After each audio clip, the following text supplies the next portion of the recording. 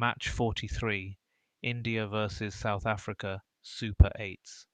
All right, everyone, grab a snack, put your cricket hats on, and maybe hold on to your pride, because this one was a wobble, a wallop, and a wake-up call, all rolled into one T20 World Cup Super 8 clash. South Africa batted first after winning the toss, and they didn't just bat, they organised a barbecue on the pitch and invited runs as the main course.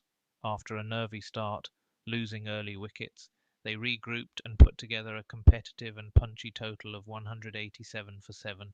The names you want to remember here: David Miller was the headline act with 63 off 35 balls, and that wasn't casual hitting, that was purposeful six hunting. Every boundary off his bat felt like a drum roll building up to something bigger. Backing him up was the young gun Dewald Brevis, who chipped in a lively 45 off 29. Energetic, fearless, and hitting some shots that probably got replayed 3 times on the big screen. Then you had contributions from the lower order too. Tristan Stubbs with a quick cameo that gave them the momentum boost they needed to get toward that 180 plus total. So suddenly India, instead of chasing a defendable World Cup score, ended up having to chase a slightly threatening summer blockbuster. India's batting collapse. On paper, they were unbeatable. On paper, India's batting lineup should have been the script to beat. You had Shivam Dube, Surya Kumar Yadav, Ishan Kishan and more, players capable of turning even a batting slump into a high-octane chase.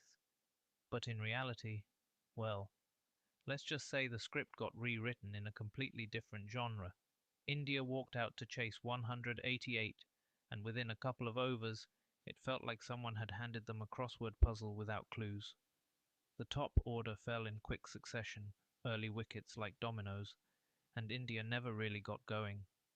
Shivam Dube was the lone bright spark with 42 runs off 37 balls, the kind of innings where you nod and go, at least someone found the pitch. But after that it was, let's politely call it, a collective misadventure. South Africa's bowling attack, surgical and savage Marco Jansen, was the one who did the bulk of the damage. He ripped through India's lineup with 4 wickets for 22 runs, fast, accurate, and giving Indian batters that sinking, "why is this happening" feeling. Then Keshav Maharaj came in with a smart spin assault, 3 for 24, peeling off key wickets right when India thought they could regroup. Add in Lungingidi bowling miserly and stifling any rhythm with his clever slower balls, and India's chase turned into a comedy of errors where timid dots replaced confident boundaries. Even India's superstar pacer Jasprit Bumrah had a rare highlight, picking up 3 for 15. Considering his team's overall meltdown, that's like finding a 20 rupee note in a trash can and celebrating it. The batting drama, more plot twists than a soap opera.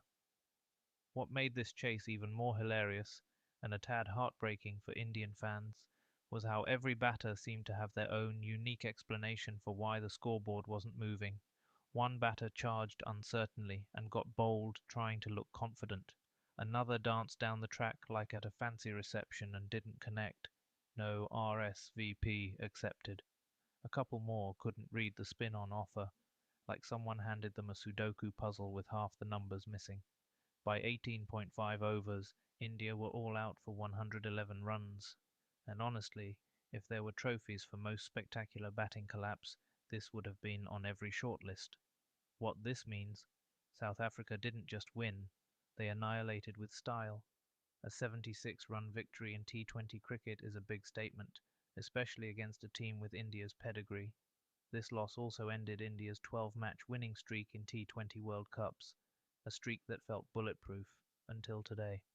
And now South Africa sit pretty in the Super 8 standings, looking dangerous and confident, like the team that is quietly saying, "Yeah, we can win this thing." Final thought, punchy wrap. So, if you want the heart of this match in one line, India came in with fireworks on paper, but South Africa brought the water cannons to put out the display. The batters that looked unbeatable on paper turned into guests at a party who couldn't find the door, while the South African bowlers kept hitting the lights and locking it behind them. That's the kind of cricket that makes you laugh, gasp, and go, "Wait, what just happened?"